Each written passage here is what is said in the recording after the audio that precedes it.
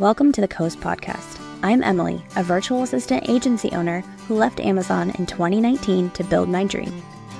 And I'm Whitney, a freelance writer and communications consultant who never felt at home in a cube farm. We wanted to learn from people who paved their own ways like we did. So we created this podcast to talk to others who are brave enough to pick a different path. Creatives, entrepreneurs, people doing their careers and their lives their way. Join us as we make new friends, get inspired, and show you beautiful paths less traveled. Not every road leads to the coast, but the ones that do come with a great view.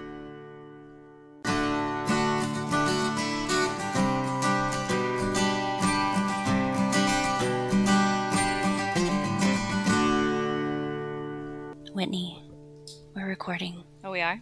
Yeah. Welcome back to the coast. I'm Emily Given, and I own a virtual assistant agency in Linwood, Washington. And I'm Whitney Popa. I own a communications consultancy in Edmonds, Washington. And I wasn't paying attention because I was texting my husband back about my mill compost bin that is now available for me to reserve. So I was very excited to know that my $35 is now going towards this composting cause. That is very exciting. Let's introduce who we're talking to today. Today, you all have the very immense pleasure of hearing our voices for the next 30-ish minutes. Yes, you're hearing from us exclusively about our businesses, what's going on with us in our businesses, separately and together. And we're going to rapid fire each other. And then we are going to talk to you about, I don't want to say like, this is the most exciting news that we have, but we are very excited about this news. And some of you OG listeners who have been hanging out with us IRL know about it already. Those of you who follow us on Instagram, but we're going to get into a little more detail about it. Spoiler alert. It's a party. Yay. Okay. Whitney, tell me all of us, what's new with your business? I mean, today is, hey, Whitney, what day is it? It's October 3rd.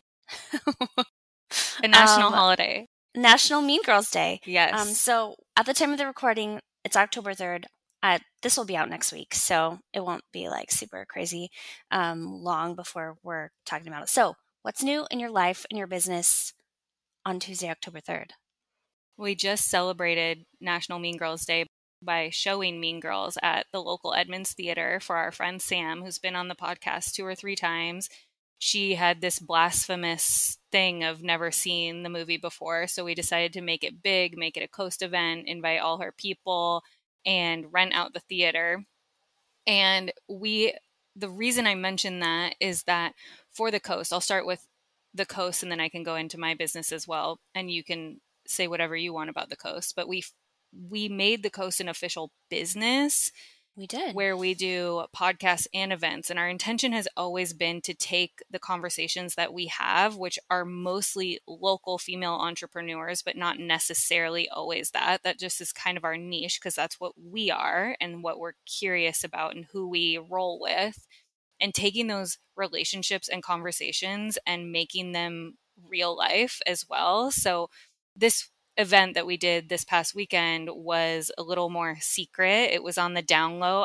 We had the cutest graphics that our assistant made for us, but we couldn't share them broadly because it was for Sam. It was her party, but it was also kind of this like VIP coast event. And we want to do more of those. Like, I don't know about your experience. I was just with Sam and she loved like the after party, especially.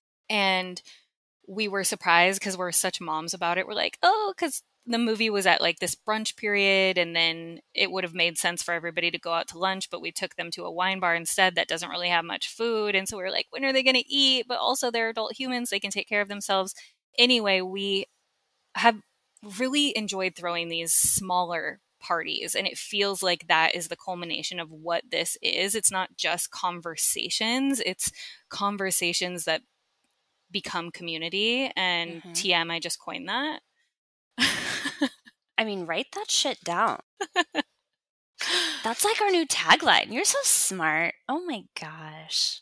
And I know that that's like, even for you, like if we're going to get really deep and real here, it was your idea to do this podcast and you were kind of like, And I almost dipped out on it a few times. I'm like, yeah. man, I don't really have time for this. But Whereas I was like just jazzed to talk to people because I'm so curious and wanting to learn from them and get new ideas and just have conversations with people we wouldn't usually, and like, or just deeper conversations that we wouldn't have usually. And then when it became more than the podcast, I think that's when we both were like, okay, this is yeah, something. And it started with vision boarding a little bit, but it's way beyond that now. way beyond. And I think once I made this mental shift from like, this is a thing that's going to make me money to like, this is a thing that's going to build community. And like, that was the huge shift for me. That's like the huge, and I think that, this is just the beginning for us. We've brainstormed about like how we get our podcast guests like on a panel, doing webinars, like all of our like healthcare type guests in a room to do like a wellness panel or whatever, like we've talked about all these different things, like potentially doing a conference one day. And I think that there's so much opportunity here. And right now, just building our community, it just feels really exciting. Mm-hmm. And as far as like my business goes with that, we'll kind of jump around a little bit, is my business is forever pivoting. And that's something that actually, because of Sam, I've learned to embrace. And my kind of ADD, multi interest nature, which all kind of falls under this umbrella of helping people get words out into the world, which is another thing that I just kind of coined.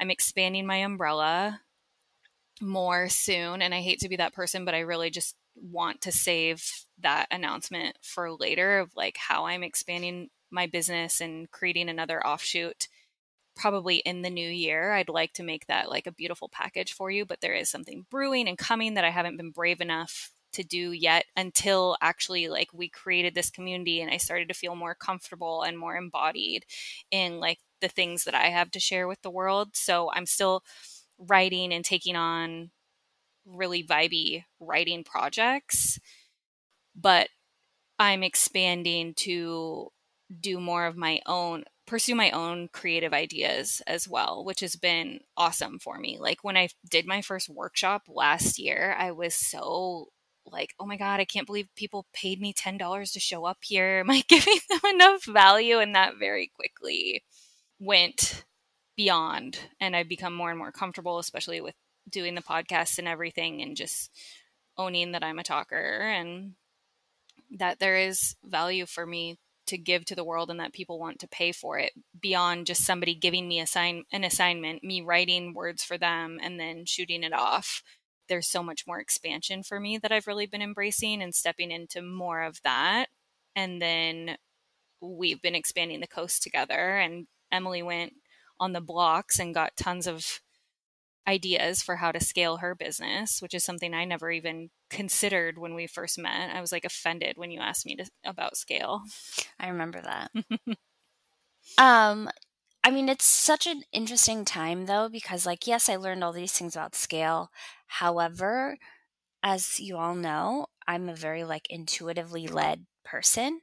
And so I've been in this like battle of like, okay, well, they said to do it this way, and this is a way for scale. And then that's sometimes 100% going against what I feel. And so I've had to do a lot of pivoting too, like a lot of like, okay, we'll try it this way. That didn't feel good. I'm going to do it my way. So it's been a weird couple of months, obviously implementing some really great things that I learned, but also just realizing, and I think this is a good lesson for everybody, right? Who is an intuitively led human, and we all are. It just depends how hard you lean into that, but you can do things your own way. I mean, basis of this whole entire podcast. You can do things your own way. You can take nuggets from the things that you learn and implement those tiny little things. And if you don't like it, don't use it. Yeah. So it's been like a learning lesson for me, for sure. I love that for you too, though, because it gives us all permission to try things on, because you kind of have to. You have to trial and error it. Like cold email list buying can work for some people, including you. It doesn't necessarily work for me. And then you go to these things and you learn all of these different strategies that other people are using, and you find some that work for you. And it's okay if it's a failure, if some marketing thing that you tried didn't work for Well, you. as long as you learn from it, right? That's the whole premise of entrepreneurship. You are going to fail, and it's how you get back up and learn from it that matters. Well, and trust your body. Like you're saying, the intuitively led part, for me, what I'm building, we live in such a digital age. What I'm building is indexing on analog. It will have digital components, and there will be digital options for people who want that and desire that. And for me, I love holding things in my hands. I love art and beauty and excellence.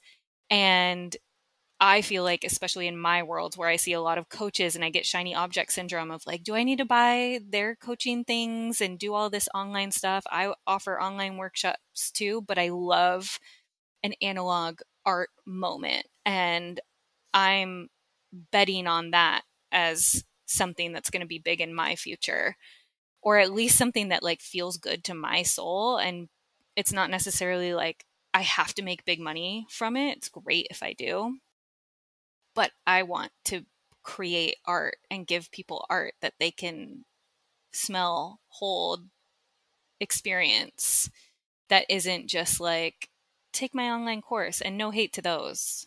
I have one that I might delete. You do? I didn't know. I have a little one on Teachable about pitching, but they just don't feel great to me.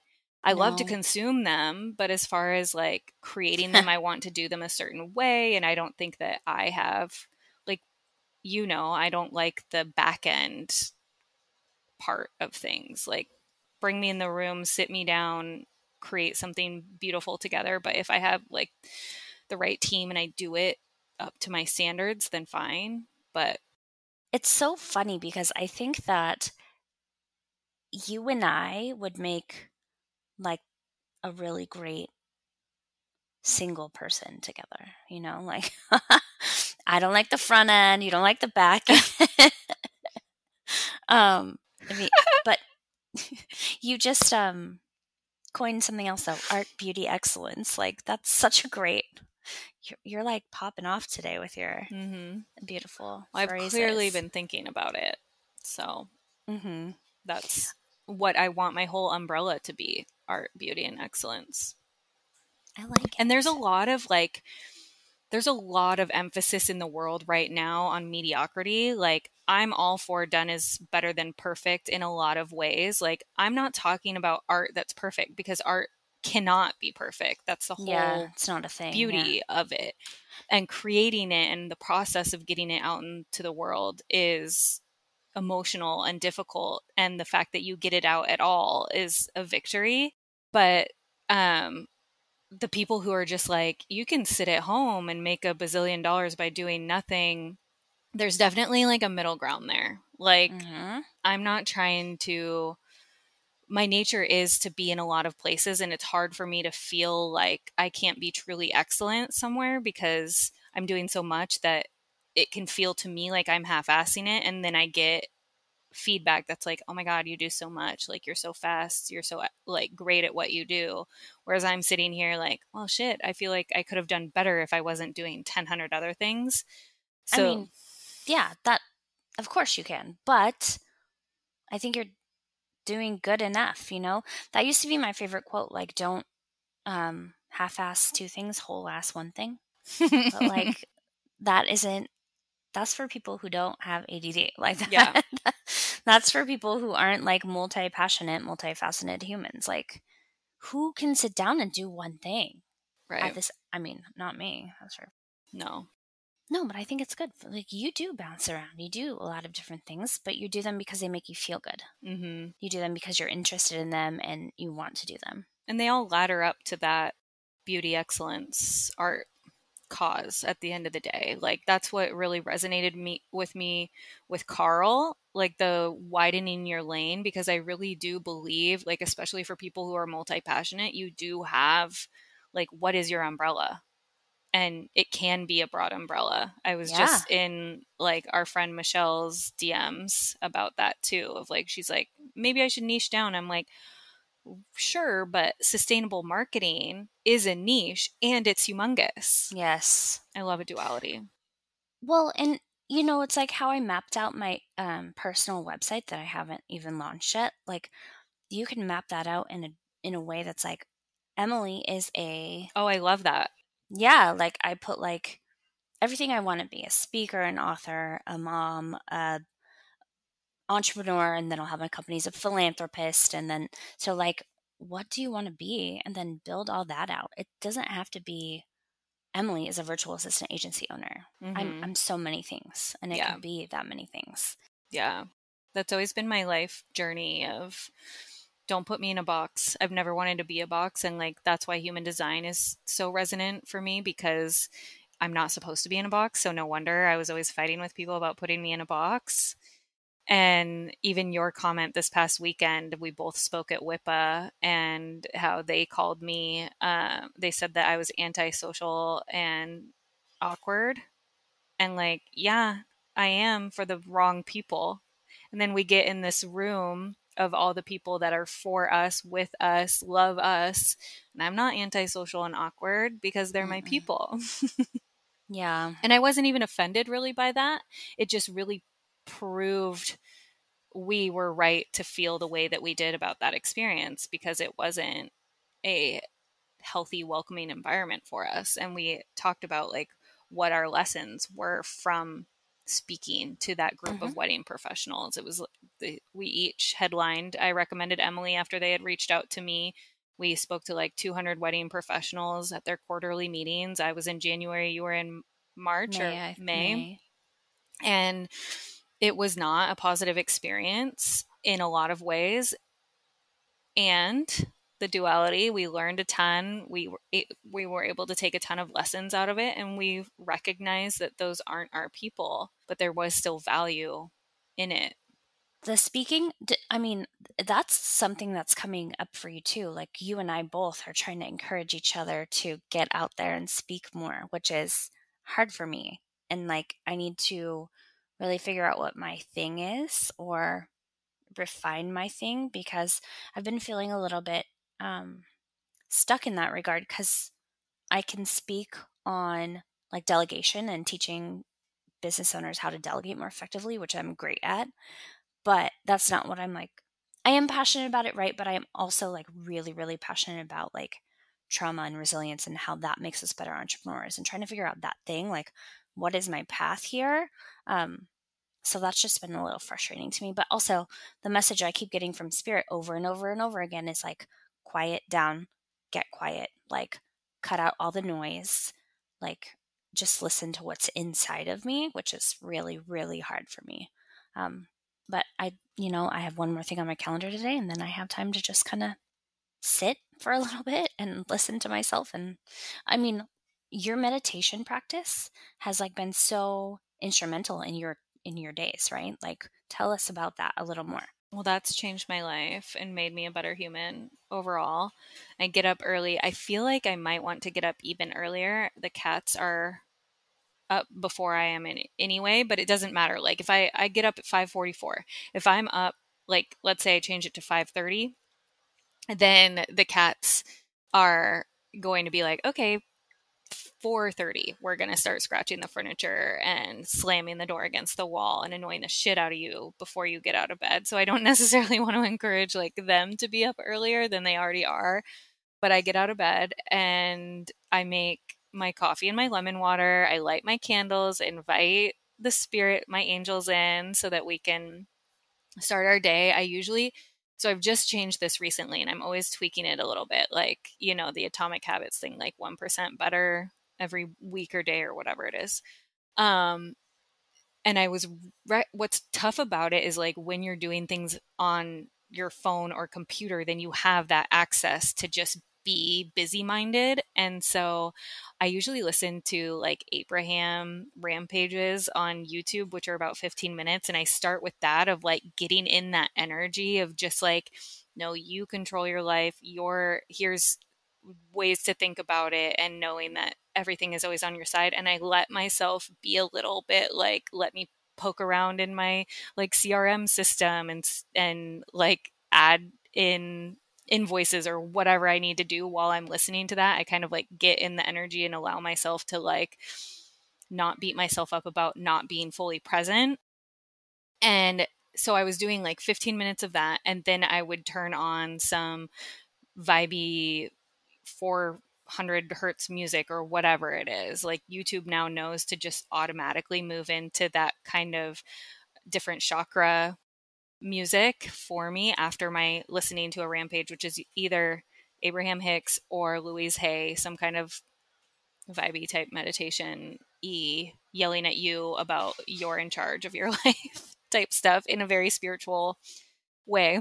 And then what I've started doing is moving out of my office chair and bringing my notebook and my liquids and sitting on a pillow, like meditation type thing, and journaling, free writing, meditating. The first thing I always do is say, I write a sentence. Today, my soul is prioritizing blank and fill in whatever that blank is. Today, it was fun and friends. I just listen to myself of what's coming through. Sometimes the first thing is your ego. So I let myself hear that. And then if it's the same after a few seconds, then I write that down. And then I say, I have a little prayer mantra opening. I do channeling. And so I'll say my little opening prayer that I learned from one of our guests, Jenny, who's my manifestation advisor. And I open the channel to listen to what my guides, spirit, angels have to say to me. And a lot of that is about my business, but it's also about my life because they're so interwoven. And for the past couple weeks, I've just been really channeling into whatever they have to say to me. I like to just be completely open. Sometimes I ask specific questions, but it doesn't always. When I first started doing it, I would be like, okay, what's my sign today that I'm on the right track? And they would show it to me. So it would be something random, like a purple hippo. And I would, at some point in that day, I would see a purple hippo. And you have to give a timeline to it, like in the next 24 hours, so that you give your people, your team, something to work with. But for the most part, it's about 15, 20 minutes of journaling, meditation, free writing, and letting them just come to me. This week too, I like had this weird, so when I was doing my first 15 minutes of listening to Abraham, I was like on Facebook for something. I have to do a lot of client work on there and checking notifications. And I saw something come up from my dad's family that was like, put me down. You know, when you're on Facebook and you like get down this hole that you didn't know you were on until you're like deep in it. And I don't have a positive relationship with my dad's family. I don't think that's reciprocal, meaning I don't think they care. But for me, it's something I'm working through of my relationship with them. And I got kind of like triggered. And then what I ended up writing or like journaling through me of processing was very much on that realm in a broader sense. And so I was glad, like all these things feel aligned. And I don't like that when we tell ourselves our practice should look a certain way, or I just allow myself, like, I'm not going to be on task during this first 15 minutes. But then if I remove myself from the things that distract me and I move to a different corner of the room and I make my second part of my practice really with myself and intentional, then I get a lot more out of it. So I've just been playing with different things. And the biggest part is like the channeling and the journaling and getting in the energy first of like, okay, this is my spiritual time and I'm going to chat with my angels and see what comes up. And I also often get frustrated because it's the same fucking messages, but it's always true. Because sometimes now that I'm so connected, and this is a thing that happens to a lot of people who are deeply spiritual, is they'll tell you the same things and it won't seem monumental or interesting. Like I'm not getting the signs of you being on the right track anymore because they tell me that all the time. So I already know that. I don't need the signs unless I'm in crisis or something. But they're not going to send me that as much because I'm always kind of in communication. It's more of like free writing and just sitting with myself. I'm more, I don't remember, you were told this, what you are. I'm omni, where I like just know, and I'm deeply intuitive of the one where you just know when your thoughts dump in. Clairsentient? Clairvoyant? Clairvoyant is seeing. I'm not as clairvoyant. I'm more clairaudient than I knew. So I can hear, and that's what's hard for people too. When you're clairaudient, it's like you're listening to your own thoughts because Right, it's you your don't know highest what's self. your own thoughts, yeah. Yeah. And even like after our party, I was like, I need to stop into this boutique and see if this owner is here, because I was supposed to meet with her anyway. And it was completely divinely timed. She's going through this hard, like, caretaking thing with her family. My mom's been doing that with my grandparents. They were like crying together. It was totally meant to be. And that's something that was like, is that my own thought? It is and it isn't, right? It's your higher self. So I knew that I was being led there, and it was crazy and so meant to be. And even she was messaging me like, I'm so sorry, but also I feel like you were meant to come in here. So there's that. And then the one of just like always knowing. So it's harder for me in some ways, or was, when it's like, well, it's not some like Wizard of Oz that's dumping in to give you new monumental information. It's just like always being present with yourself. And that's what that practice is. My long-winded way of getting to, of like, that's what that practice is for me, is just being with myself and starting my day with like the highest, best energy for me and what I need to get done and focus on, versus like what the world is telling me I should do, or what my ego or in someone's email marketing newsletter tells me I should be doing. The end. No, it's good. I mean, like, I have never been able to successfully meditate, but I think setting aside a time to just sit and be with yourself is really important. Like, I'm changing my whole morning routine right now. For the past week and a half, like I'm getting up earlier. I'm doing like making lunches in the morning. I'm like getting dressed into my workout clothes. After I make lunches, I am eating breakfast. After I eat breakfast, I am getting on the bike for 15 minutes. Just 15 minutes at this point. It's going to change. It's going to go up to 20, and then eventually it'll be 30. But right now, I'm like just training myself to get in a habit. But again, setting aside 15 minutes for yourself after that, it's like a habit. So I need to just start it. Yeah. When you're Start somewhere. speaking to the Atomic Habits book in a big way, because that's what even people in that, it's like the first step is going to the gym. You don't have to stay. You can Just stay go. 5 minutes, like get to the gym, make it the habit, and then build on that, which is amazing. Yep, I thrive on structure and I can't stick to it. So I'm trying really hard to Yeah. stick to it. And it takes time. Like they say, I made a reel about this like a few months ago, that I found out like changing your habits actually takes 68 days, not 21. yeah, because you have to get rid of the old habit, then you have to hmm introduce the new habit, and then that habit has to take effect. hmm Um, so speaking of habits, I don't really know how to transition this to Just own it. awkward transition as we do. Let's talk about our big exciting thing for the coast. Yes. So, as you know, we both left corporate a number of years ago. I left about 4.5 years ago at this point, and Whitney left. How long ago did you leave? 6+ years. As Yeah, old as my son is, that's my business. amazing. So we left corporate, and one of the things that I personally missed a lot was like the big to do around the holidays. So, um, the first year after I left corporate, my friend Krupa was like emailing me and like texting me photos of the holiday party. She's like, "We miss you. We wish you were here." And I like cried about it because I was like, I missed them, and I missed like the the magic around. It felt special. Mm-hmm. And I'm like, well, we don't get that anymore owning our own businesses. We can make business friends, but there's no like party around that. And so it was like, one day I really want to make an entrepreneur Christmas party or holiday party. And like bougie ass. Yeah, bougie. And so Whitney and I decided that the time is now. We're going to do it this year.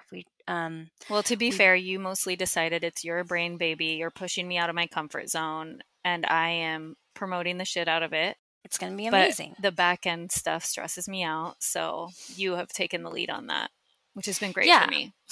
But I mean, we both decided like, we're going to do this. I think we have, and it took a long time. It took 2 years of building the podcast community, like getting people to know who we are. And now it feels like the right time to like be like, we want to celebrate you. Like, let's come celebrate our successes over the year. So it's called Sparkling Success, a festive celebration of entrepreneurship and giving, right? That's what we decided to call it because it's a dinner component. Yes, it's like we're doing some peer awards in the style of candy cane grams from Mean Girls. You go, Glenn, go, go. And none for Gretchen Wieners. None for Gretchen Wieners. And so we're doing that, and we're doing, we actually decided to add a philanthropic element to this. So we partnered with my friend Crystal Tate, who hasn't been on the pod yet, but she should. And she owns a nonprofit called Pacific Northwest College Planning Foundation.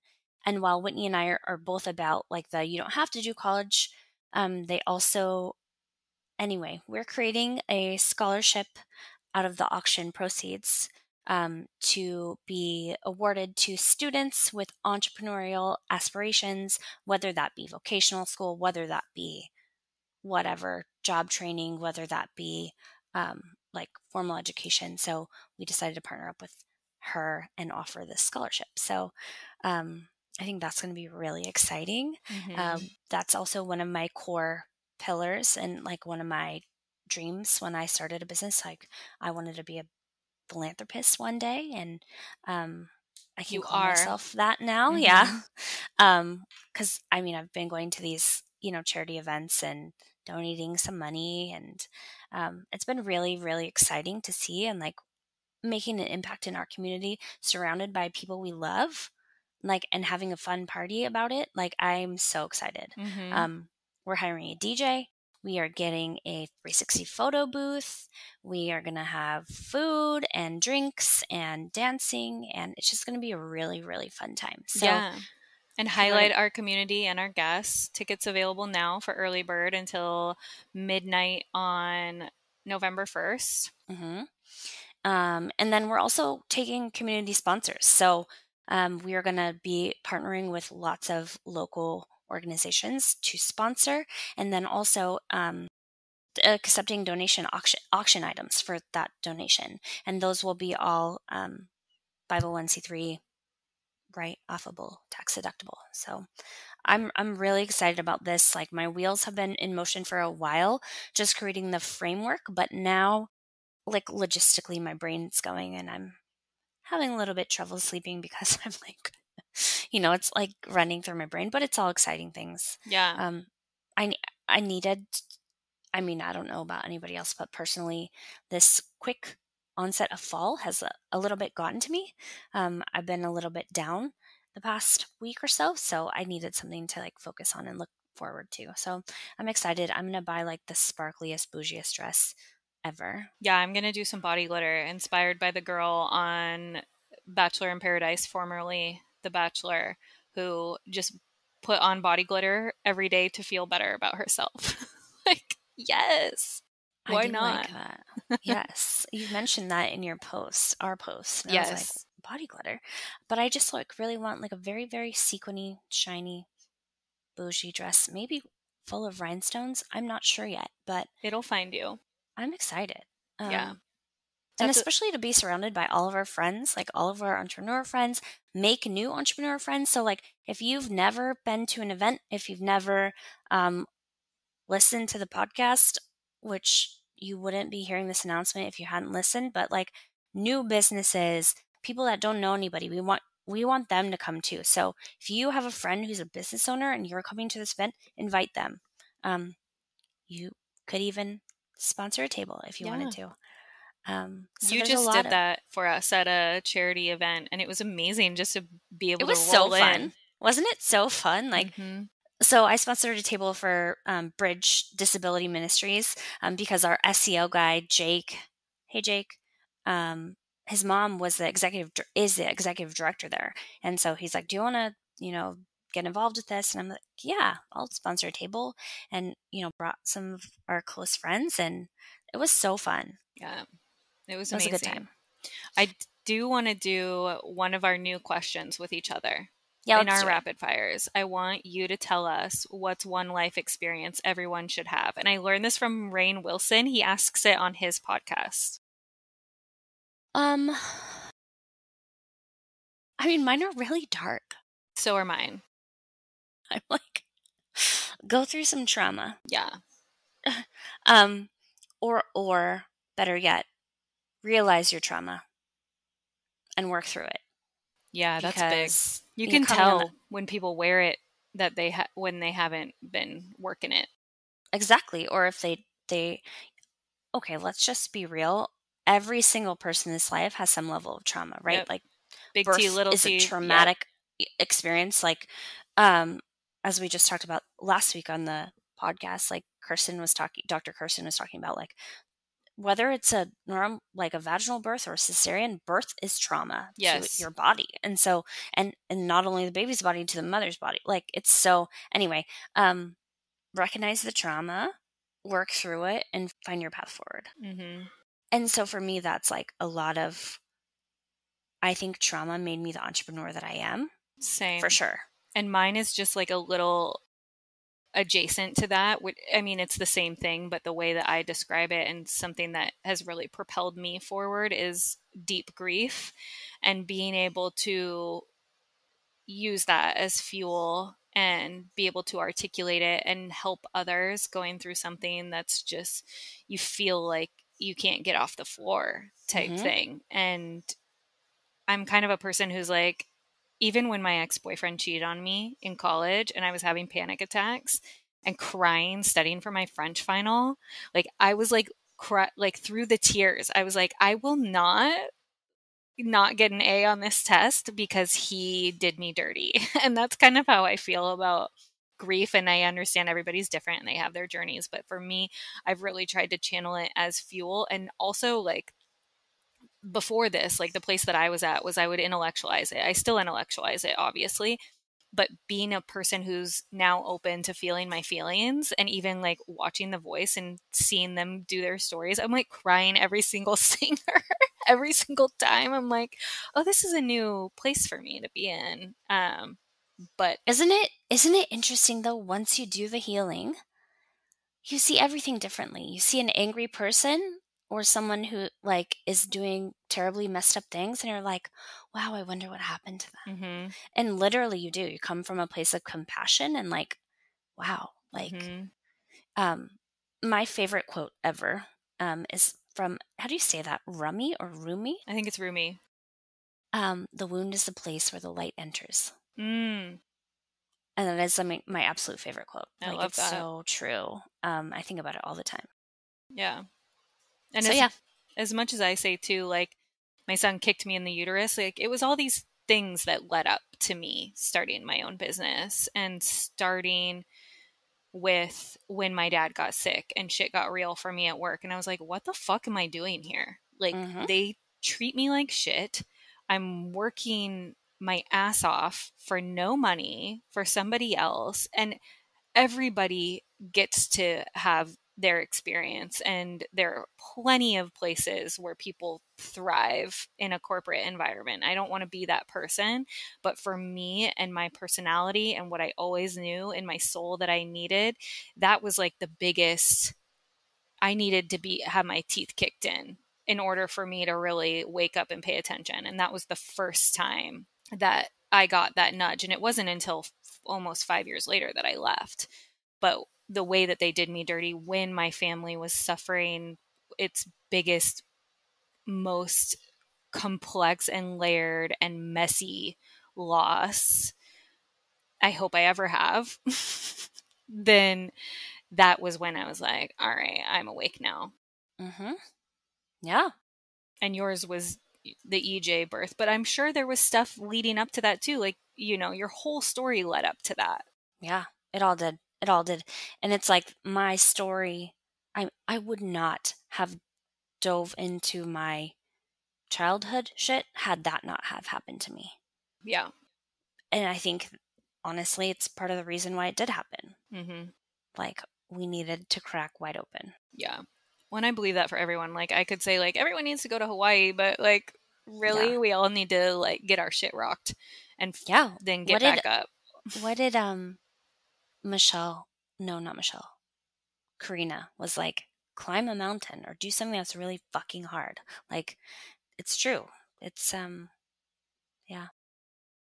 Do the hardest thing. Do the thing that you always told yourself you could never do. Even for me, it was like getting fired. I was like so terrified of that. Like, all right, that happened. I didn't get fired. I got laid off. Same thing, basically. Allow your ego to be completely smashed to the floor. Or, I mean, don't allow it, but like be open to rising up again. Mm-hmm. Yep. And now we're here and we're throwing this big fucking party. And all of our people are so open-hearted and beautiful and vulnerable and excited to share this with their spouses. Before we started recording, we were talking about how, like, the best thing about this party is that we've had plenty of opportunities to get together, and we are excited, and we keep wanting to expand in all the right ways with all the right people who feel called to us. And now we get to show off with our spouses, which is so fun because they don't usually get to be included. Yeah, and they have, like, I mean, Roz listens to the podcast, right? Like, hi, Roz, we love a supportive husband. But it's fun to, like, get them to see us in our element. Mm-hmm. Like, a lot of the times they know we have a business and we're, like, online working. They know the gist of what they do, but they don't get to see us, like, truly on. And I think that will be really cool. Yeah.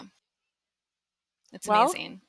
Thanks for being here today, Whitney. Yeah, thanks for being here, Emily. I feel like we're less awkward than usual. We're just chatting away.